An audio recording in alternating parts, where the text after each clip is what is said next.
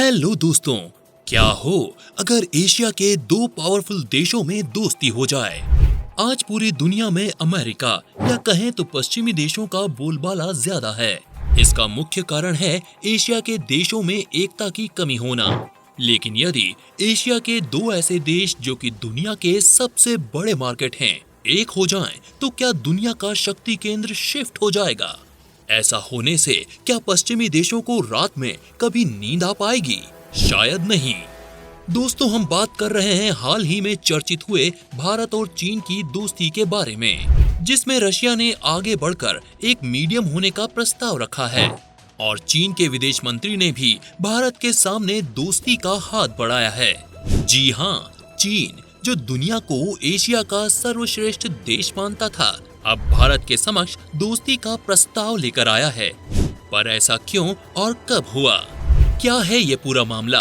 जानने के लिए देखते रहिए वीडियो को अंत तक। पर उससे भी पहले हमारे चैनल को लाइक और सब्सक्राइब जरूर करें और इस वीडियो का मजा लें। दुनिया की टॉप 5 इकोनॉमी में आने वाले देश भारत और चीन एक दूसरे के पड़ोसी देश हैं। परंतु हालत को देखते हुए ये कहा जा सकता है कि दोनों देशों के बीच लगभग हमेशा ही तनावपूर्ण स्थिति को ही देखा गया है।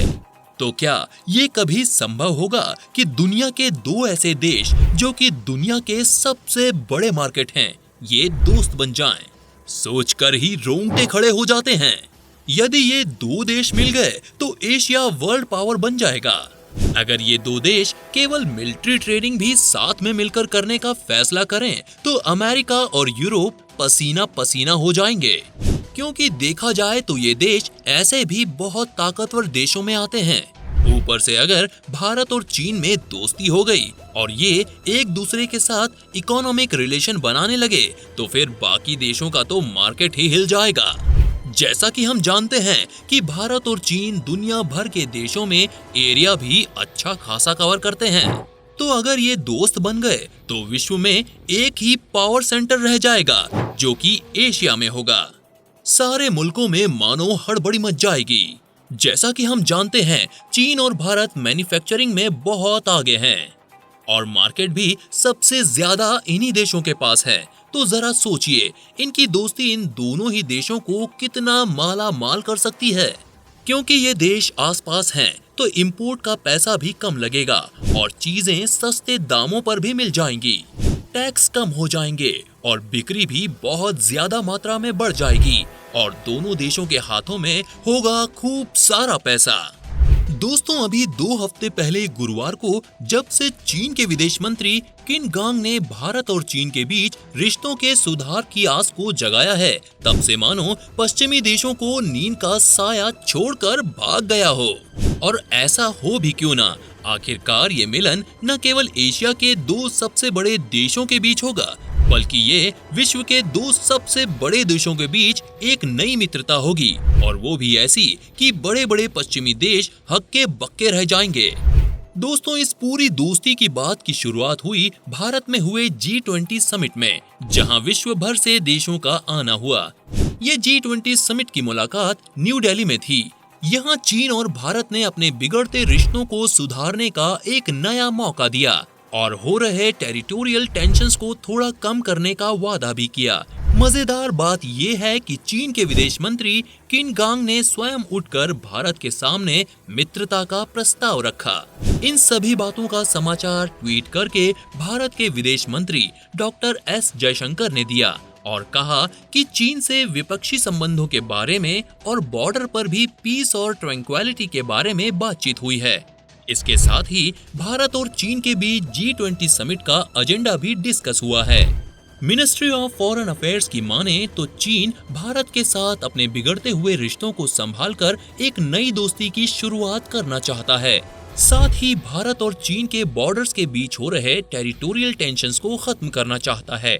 यही कारण है कि G20 समिट के दौरान क्विन का कहना रहा कि भारत और चीन की ये दोस्ती एशिया की ताकत को मानो दोगुना कर देगी, क्योंकि हम सब जानते हैं कि इन दो देशों की आबादी दुनिया की 1/3 आबादी के बराबर है और इसलिए इन दो देशों की ये काबिलियत है कि ये पूरी दुनिया का रुख पलट कर रख दे। इसलिए चीन भी ये चाहता है कि बॉर्डर पर हो रहे किसी भी प्रकार के अमान्य बिहेवियर को सामान्य करके ये दोनों देश एक साथ विकास की नई राह बनाएं।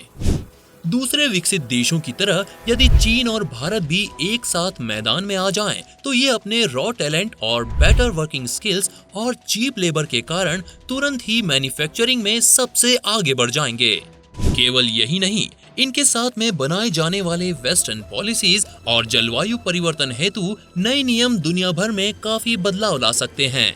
साथ ही चीन के विदेश मंत्री क्विन गांग का कहना ये भी है कि भारत और चीन के बीच बंद किए गए आदान प्रदान के कार्यों को फिर से शुरू किया जाए, क्योंकि इसका फायदा दोनों ही देशों को बहुत ज्यादा होगा।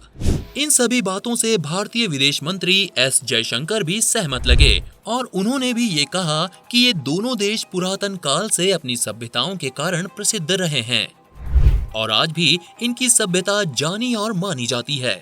इसलिए यदि इन दोनों देशों के बीच के रिश्तों में सुधार हो पाए तो भारत से ज्यादा खुश और कोई देश नहीं होगा। ऐसा माना जा रहा है कि चीन के साथ सुधरते रिश्तों से भारत को न केवल व्यवसाय में फायदा होगा बल्कि अंतर्राष्ट्रीय स्तर पर भी लाभ हो सकते हैं। WHO और यूनेस्को जैसे कई अंतर्राष्ट्रीय प्लेटफॉर्म जहां चीन एक महत्वपूर्ण भूमिका निभा रहा है, वहां यदि वो भारत का सपोर्ट करे तो भारत भी एक ऊंचे पायदान पर पहुंच सकता है। ऐसा करने से भारत का न केवल प्रोत्साहन बढ़ेगा बल्कि पावर में भी वृद्धि होगी। साथ ही पाकिस्तान जैसा देश कभी भी आंख उठाकर भारत की ओर नहीं देख पाएगा। यही कारण है कि एस जयशंकर ने भी इस दोस्ती को बनाने के लिए एक बैठक को कराने हेतु खूब जोर दिया। रशिया के फॉरेन मिनिस्टर भी भारत और चीन के बीच हो रही इस नई दोस्ती से काफी खुश होते हुए दिखे। उनका ये कहना है कि जब भारत और चीन एक दूसरे के साथ वन ऑन वन कन्वर्जेशन के लिए कंफर्टेबल महसूस नहीं करते, तब तक रूस एक मीडिएटर की तरह दोनों देशों का सहयोग करेगा। रशिया के पूर्व प्रेसिडेंट ने RIC का निर्माण किया था, जिसमें भारत, चीन और रशिया एकजुट होकर एक प्लेटफॉर्म पर मिलकर काम कर सकते हैं।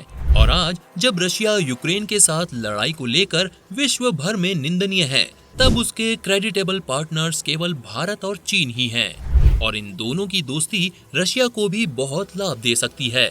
ये तीनों देश अमेरिका और पश्चिमी देशों के डोमिनेंस को भली भांति समझ चुके हैं और अब इंडिपेंडेंट होने के लिए बिल्कुल तैयार हैं। लेकिन ये भी जानते हैं कि यदि ये तीन देश एक दूसरे का सहयोग करते रहे तो इनको हराना बहुत ही मुश्किल हो जाएगा और इसका फायदा तीनों देशों को बराबर होगा।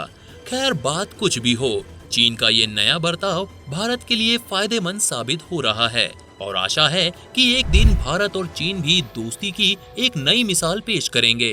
दोस्तों, आज के वीडियो में बस इतना ही। ऐसे ही और वीडियोस देखते रहने के लिए चैनल को लाइक और सब्सक्राइब करें और बेल आइकन दबाकर हमारे आने वाले वीडियोस की जानकारी प्राप्त करते रहें।